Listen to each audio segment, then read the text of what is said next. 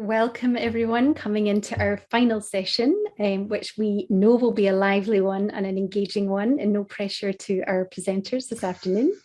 So we're going to be talking about the future of learning and teaching, and I know it's been a really interesting day. We've had a nice few hours in between to sort of maybe reflect on some of the discussions. I'm sure we'll come back to revisit some of the themes from this morning as well. So it's with great delight that I welcome our four panelists this afternoon. So we have Professor Fabio Arico, who is a Professor of Higher Education and Economics at the University of East Anglia.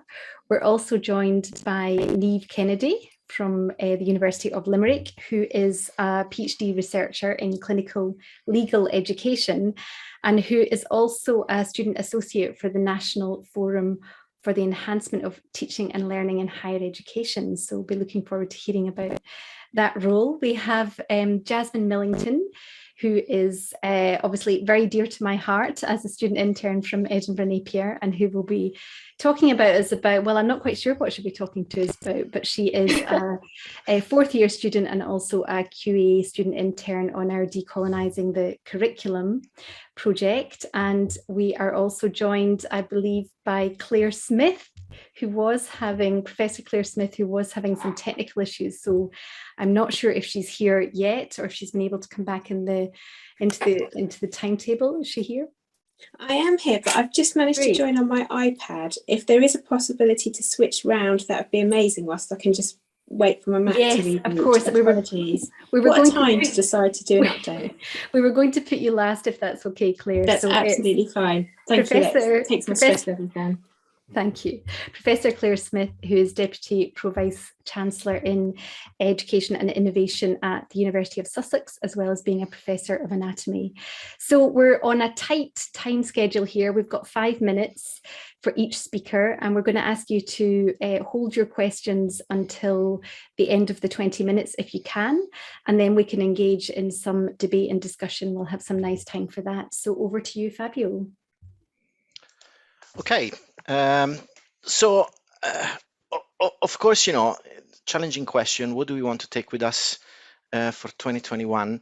I don't have sharp answers, but I got 3 reflections that I'd like to share with you. So the first one is that the teaching discourse and all issues related to learning and teaching have most certainly, for the good and for the bad, come back as one of the hottest debates in our education. And I think that we should celebrate that.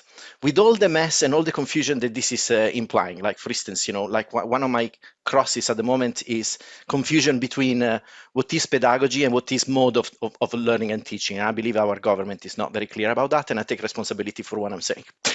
The second reflection that I have is the post-pandemic world has brought back to our attention and has forced us to rethink about what is the meaning and what is the definition of student engagement.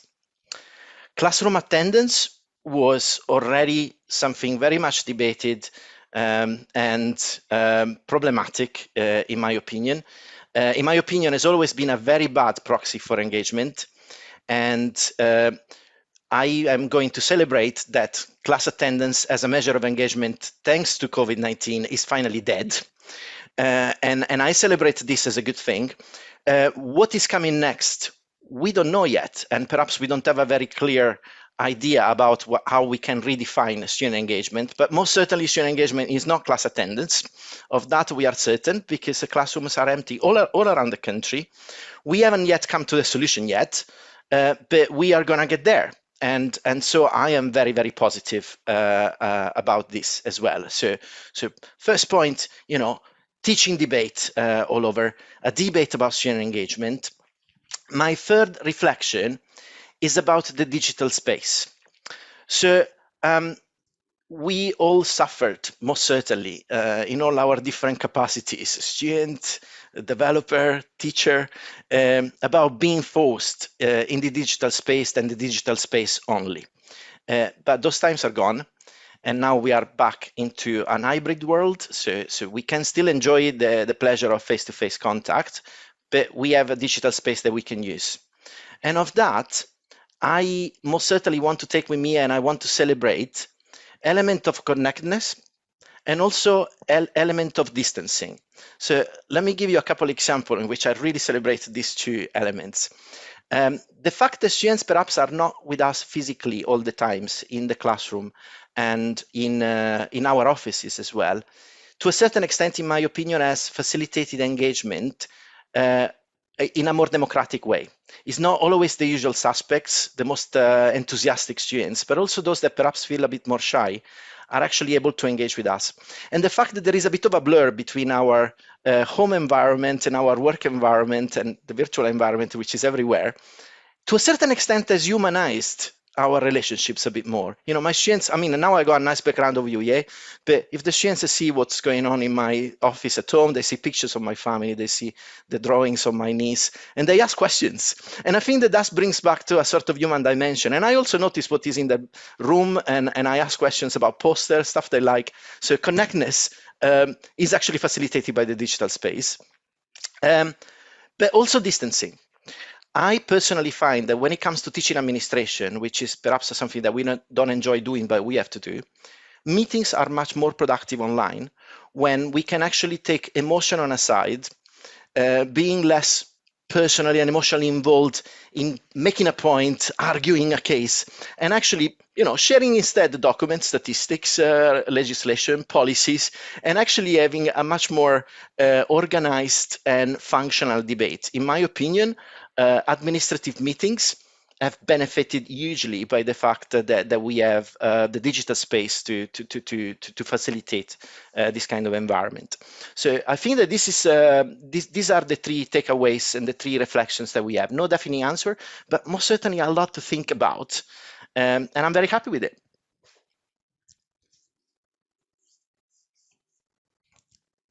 Wonderful. Thank you, Fabio. Some interesting little threads already coming out there. I'm going to pass over to Niamh now.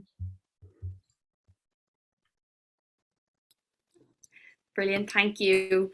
So I'm delighted to be here today, particularly because I feel I get to bring a little bit of a unique perspective. As mentioned in my introduction, I'm a PhD student, so I can give my own personal opinion on this. As a postgraduate student, I get to teach a little bit, so I have direct feedback from my own students, and also I advocate for student engagement in my roles with the National Forum, and also NSTEP, which actually stands for the National Student Engagement Programme here in Ireland.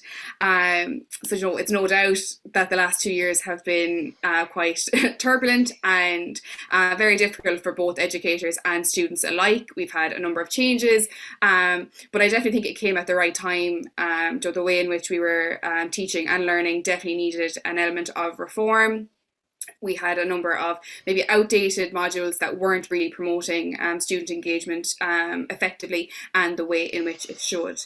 So the last 2 years, whilst difficult, definitely came at a great time. It was long overdue. However, I find at present we're probably in a bit more of a difficult or challenging state because of the fact that some classes and modules remain solely online. Some are back face to face. And then we do have that cohort of students that maybe have underlying health conditions, maybe can't return to campus themselves. Maybe it could be a medical issue, it could be a personal issue, whatever it is. So where do we draw student engagement and student partnership from here? Particularly for the students that maybe like today or for a similar conference would want to log in online. If they are attending face-to-face campuses, where can they go where they have the opportunity to turn on their camera and turn on their microphone and speak freely? At the moment, those resources don't really exist on campus for students. Obviously the library is there, but they don't have the opportunity to maybe speak freely and things like that. So that's definitely one element that I would like people to consider going forward. In a way to make this blended environment work. There is going to be online elements and there's going to be face-to-face elements, so there needs to be resources there to cater for everyone. As Fabio mentioned, the huge, I suppose, impact and importance of this online environment, and I suppose I'm surprised so far to see that while some classes have returned face-to-face on campus, that some educators are already beginning to turn their back on the benefits and everything that we've accomplished over the last 2 years with just softwares that allow us to record our classes, and the range of e-activities and fabulous revision tools and aids that we were able to provide to our students for the last 2 years. So Joe, just because things are back face to face, that still doesn't, I suppose, maybe rule out the issues that some students are having, particularly here in Ireland. I can't speak for everyone, but we're having a huge issue with rent costs, students finding it so difficult to get to and from campus. Joe, there's still the issue of Joe, maybe students who have children at home, underlying health conditions where people aren't comfortable coming to campus to sit in a classroom of 150 plus students or whatever it might be. So utilize the software that we've worked so hard to improve and to train on and get all of our ducks in a row for the last 2 years. Classes can still be recorded. Almost every institution has access to a virtual learning environment. There's no reason that these classes cannot be continued to be recorded and uploaded and made available to students. And I know, again, as Fabio mentioned, student engagement does not equal classroom attendance and those that actually show up. Joe, asynchronous education has been massively utilised over the last 2 years, and there's no reason that it can't even be an option now. This kind of brings me to, I suppose, the core of a lot of the work that I do, which is, I suppose, the student voice and that mode of communication between educators and students. It's so important, and again, it's that personal touch. I feel like that relationship has become far more empathetic and compassionate. We've all been aware of the struggles, both personally, academically, meeting deadlines, working in communal spaces, maybe when kids were all in school at home and homeschooling, if you're living with your classmates or your housemates attending college, Joe, trying to I suppose listen to your lectures all in the one room. It has been most difficult. But at the same time, this is where these online communities become so important, because it allows students to work together even if they're miles apart. They do so through collaborative online learning.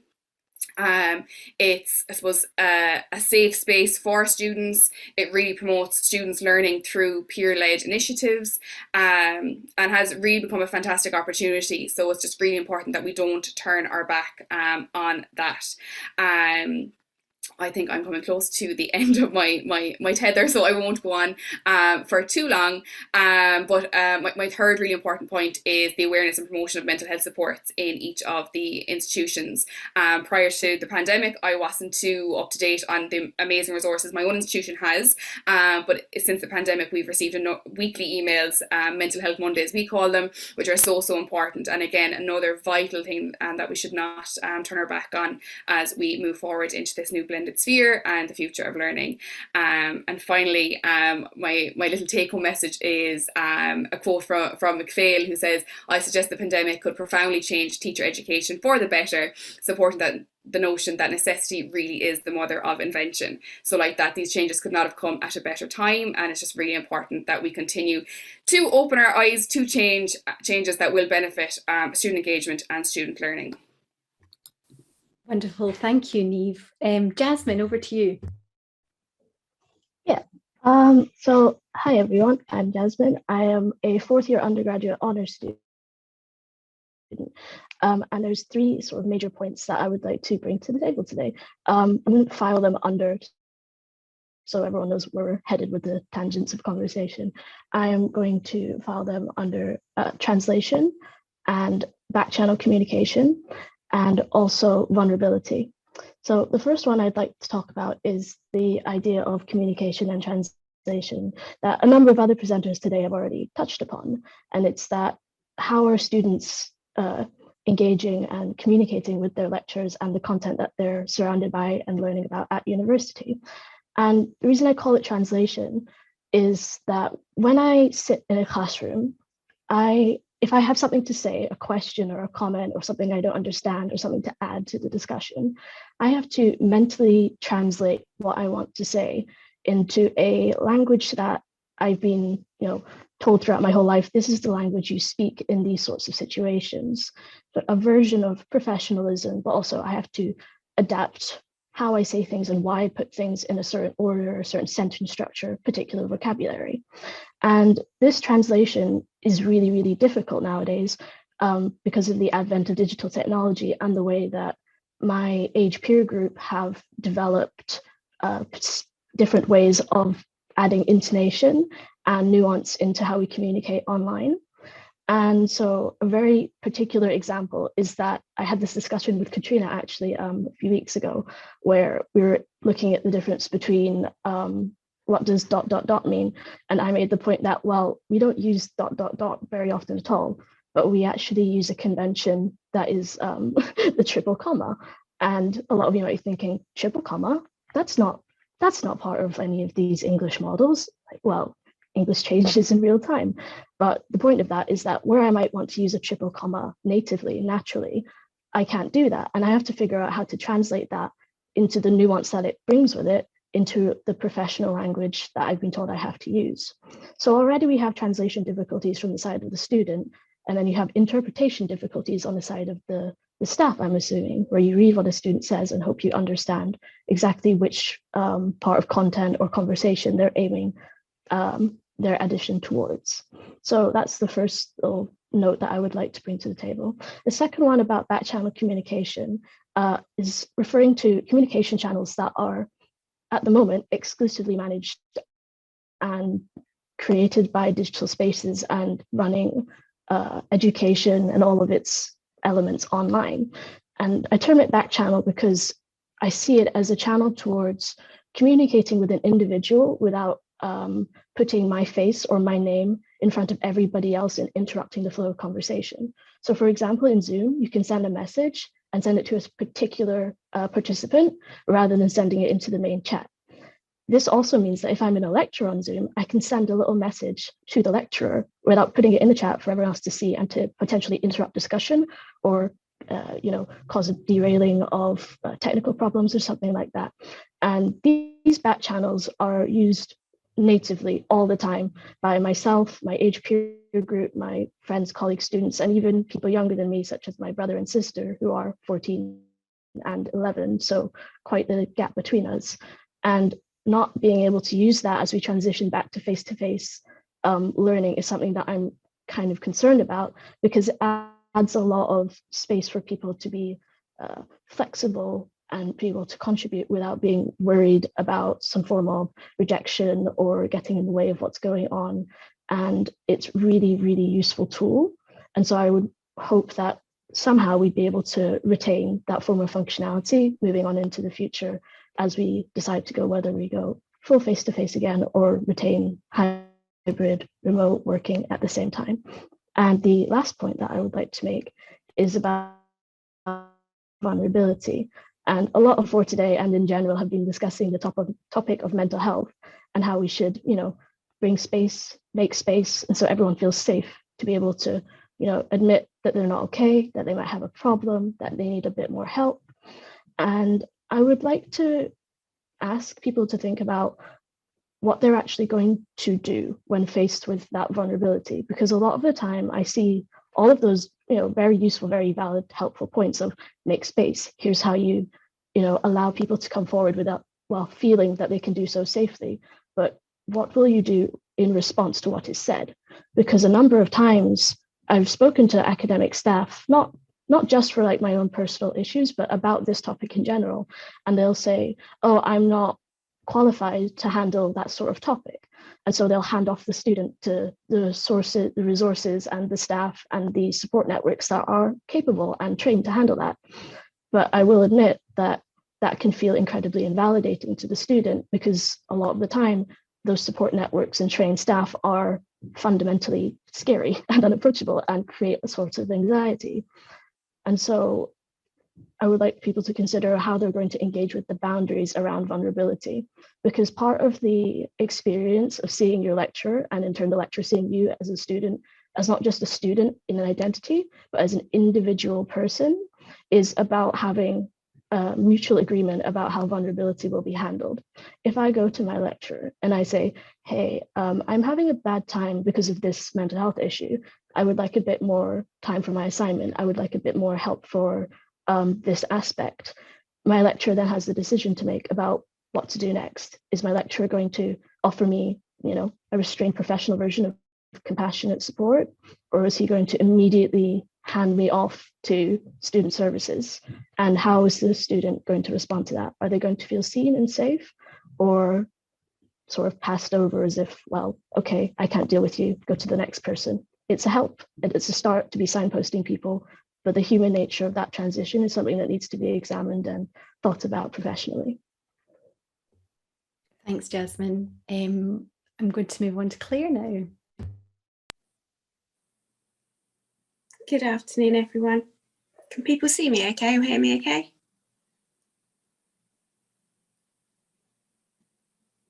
No. Yes, we can, Claire, perfect. Yes, we can. Can you see me okay? Yes, really well. Okay, amazing. Sorry, I've got a little things come up. Apologies. What a day for the Mac to decide to not do anything. Maybe it knows it's Friday. Thank you very much. My thinking, as kind of introduced, is I'm a professor of anatomy, so I'm really used to trying to understand all the details of the human body, as well as understanding how our brain learns. And I thought it might be a good place to start by just thinking about what things we already know are really well established in actually understanding the neurology of learning. And we know repetition is really important for students. We know that the intention to learn, where they're going to be, opening up an iPad, going to a library, that's an important part. We know that students have to create meaning as part of their learning and move short-term memory into long-term memory. And that might be about understanding what's happening or how they're going to use that knowledge, or having an emotional connection to that knowledge. We know that our brains then kind of go through a rewiring process where the knowledge becomes encapsulated and shortened lines of reasoning occur, where we can go from A to D without having to go through the alphabet. So I was thinking about that in relation to the recent times of the pandemic. And we had to, when we teach a subject such as medicine, we had to make sure that actually we were still delivering teaching all the way through. So we were really fortunate to be able to do some live streaming of surgery and of human cadaveric dissection using augmented reality and virtual reality and full 360 cameras out to students. And then that all changed and we had students all back in. But actually it's that part of the technology that I do think we will keep for the future. We've been using it now to enable us to get out to medicine and doctors out in practice, so to save some sustainability and to save travel time. At the same time, we've been live streaming surgical education all over the world. And last week we were doing this out to surgeons, over 100 surgeons in Uganda. So I think there is an element there about thinking about actually what things are we might not going to continue doing, but we know have worked out really well.